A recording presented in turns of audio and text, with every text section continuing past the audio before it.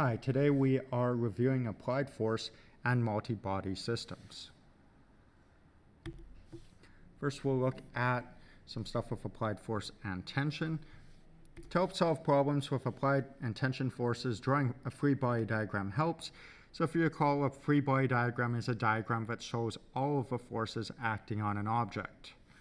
So we'll look at an elevator question. So we have an elevator mass 1,500 kilograms is accelerating downwards at a rate of 2.5 meters per second squared. We want to draw a free body diagram and determine the tension in the cable that is holding the elevator.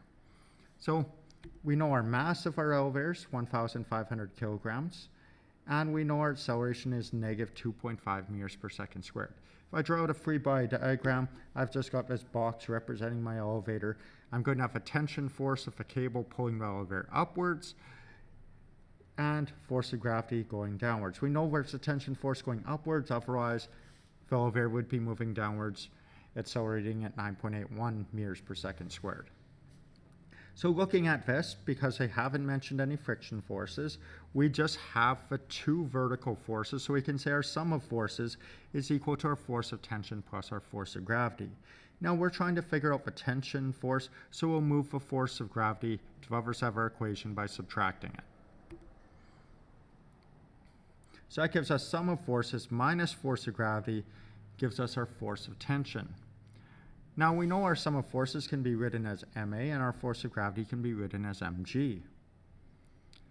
At this point we could factor out that m, or we can just substitute our values in, which is what I chose to do. So I've got 1,500 kilograms times negative 2.5 meters per second squared minus 1,500 kilograms times negative 9.81 meters per second squared, and that when calculated and put to appropriate amount of significant figures gives us 11,000 newtons for our tension.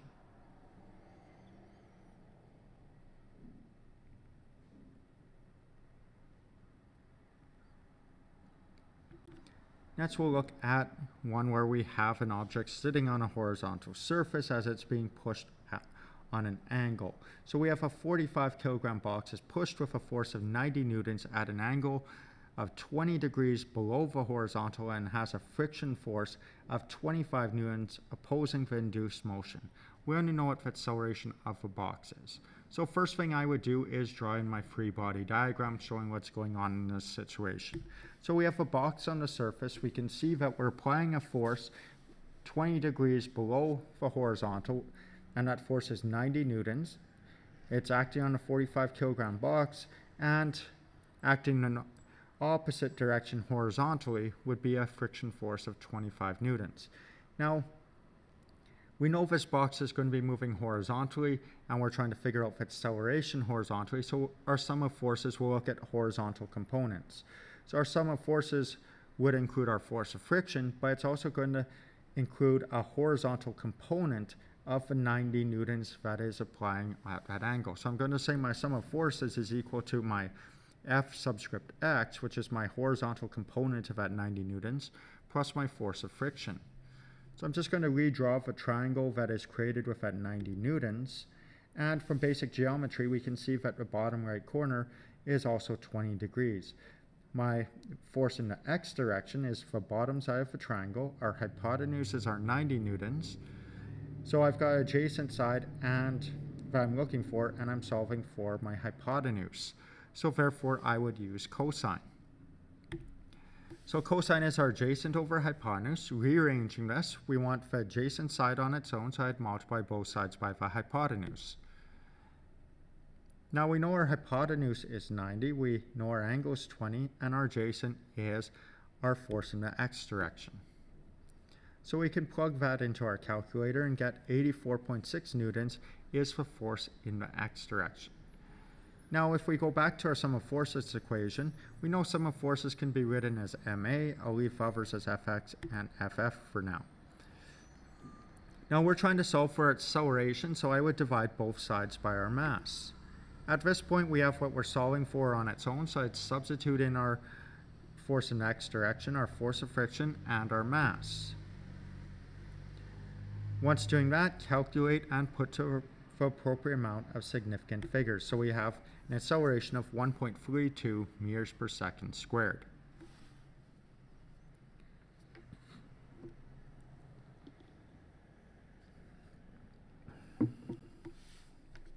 Okay, next we have a 65 kilogram box. It is pulled by a 215 Newton force at an angle that is 30 degrees above the horizontal. If the coefficient of friction is 0.25, what is the acceleration of our box? So once again, I would start by drawing a free body diagram. So we can see that we've got our box sitting on a horizontal surface. We have a force of friction pulling in one direction, our 215 newtons pulling in another direction at an angle of 30 degrees and coefficient of 0.25. So once again, we're expecting this to accelerate horizontally. So our sum of forces will be the horizontal component of that 215 newtons and subtracting our force of friction, which is going to be acting in the opposite direction. So we know our sum of forces is MA, and our force of friction is our coefficient times force normal. So we have to figure out what our Fx is, and we also have to figure out what our force normal is. So first thing I'm going to do is redraw that 215 newtons as a triangle so we can break it up into a horizontal component and a vertical component. Now I've chosen to get my horizontal component of force first, so that's my adjacent side. Our 215 newtons is our hypotenuse, so I'm starting with cosine. So cosine is adjacent over hypotenuse. Rearranging to get adjacent on its own, we get hypotenuse times cos of our angle is our adjacent. Substituting our values in, we have 215 newtons times cos of 30 gives us our horizontal force, which works out to 186.2 newtons. So we have our horizontal force. Next, we need to figure out our force normal. Now, because we're pulling upwards on this box, our force normal isn't just going to be equal and opposite to gravity, because the amount that we're pulling up on the box will be that much less that the ground has to push upward with. So therefore, we'll solve for our Fy. For that, I will use sine. So sine is my opposite, which is my Fy, over my hypotenuse, which is 215 newtons. So rearranging this gives us hypotenuse times sine of our angle equals our opposite side. So we have 215 times sine of 30, giving us how much we're pulling up on the object with. So we're pulling up on the object with 107.5 newtons. Now our force normal, like I said, would normally be equal and opposite to gravity because we're on a horizontal surface. But because we're pulling up, we're going to subtract our Fy from that. So our force normal is negative Fg minus Fy. We know Fg is mg. Substituting values in, we get force normal of 530.15 newtons. Now going back up to our sum of forces equation, we want acceleration, so I would divide both sides by our mass. And now we can fill in our values. So we have our acceleration is 186.2 newtons minus 0.25 times our force normal of 530.15 newtons divided by the mass of 65 kilograms.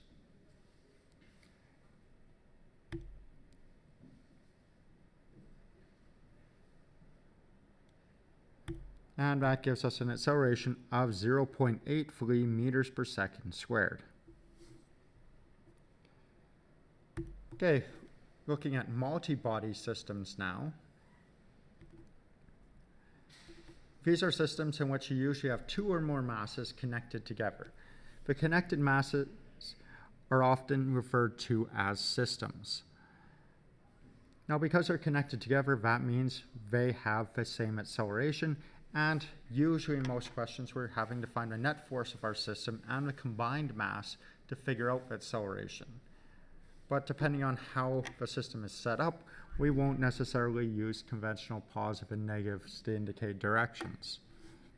So we'll look at a pulley example. So what's the acceleration of the system?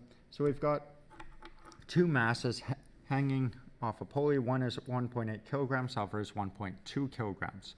The first thing I would do is label v so we can distinguish from an equation. So I'm saying the 1.8 kilogram is mass A, while the 1.2 is mass B. Next, I'm going to figure out the force of gravity acting on each of them. So force of gravity A is equal to ma times g. So we'll fill in our data on that, and we get force of gravity is negative 17.658 newtons. We'll do the exact same thing for force of gravity on B.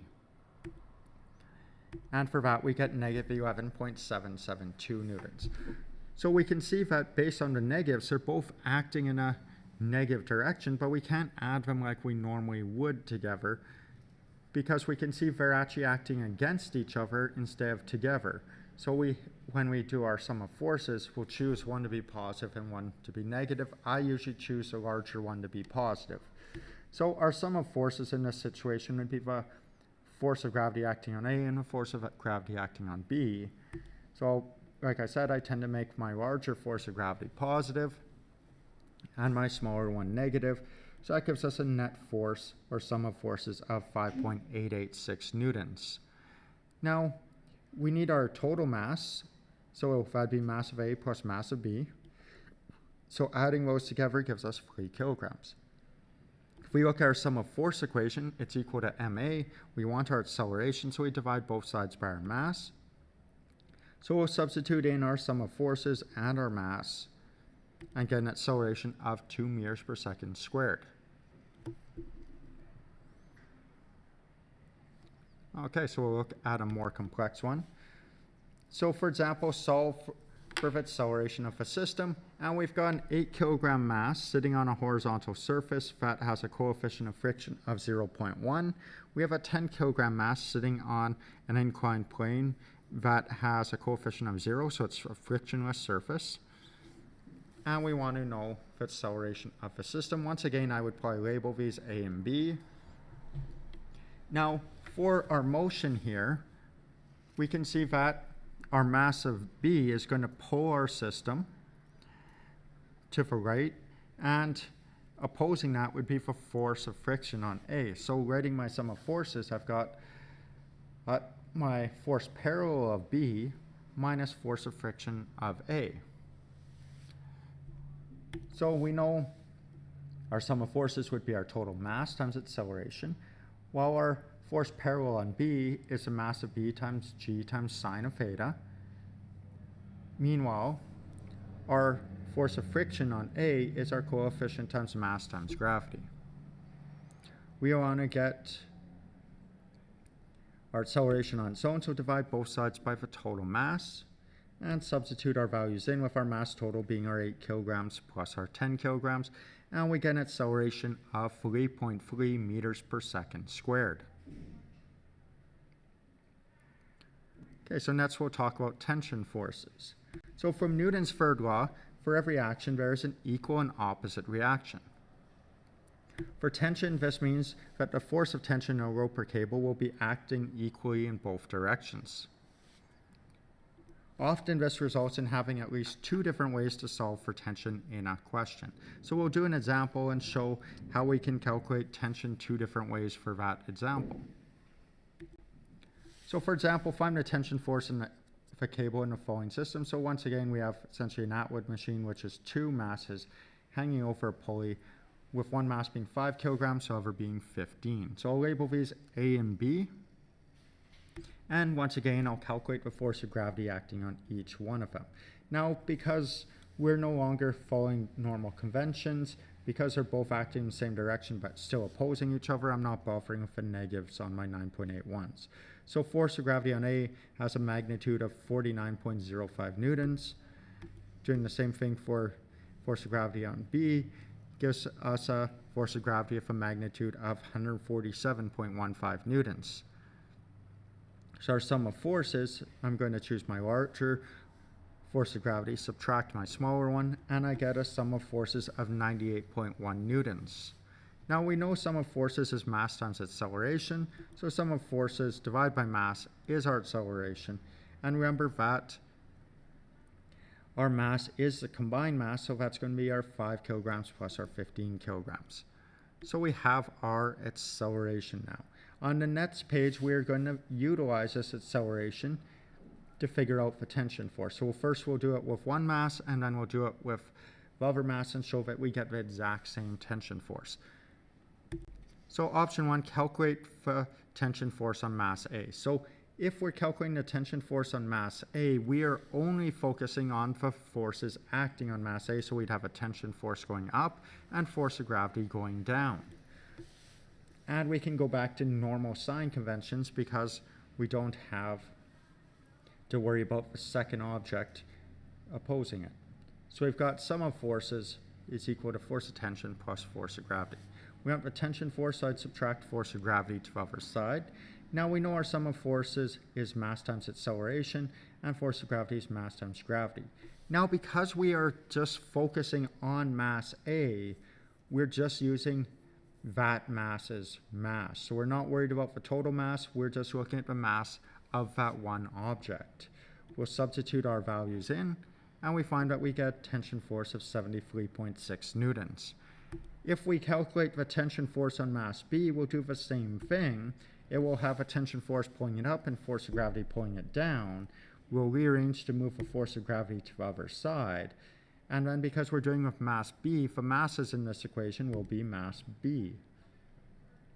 Substitute our values in, and we find that we get the exact same answer.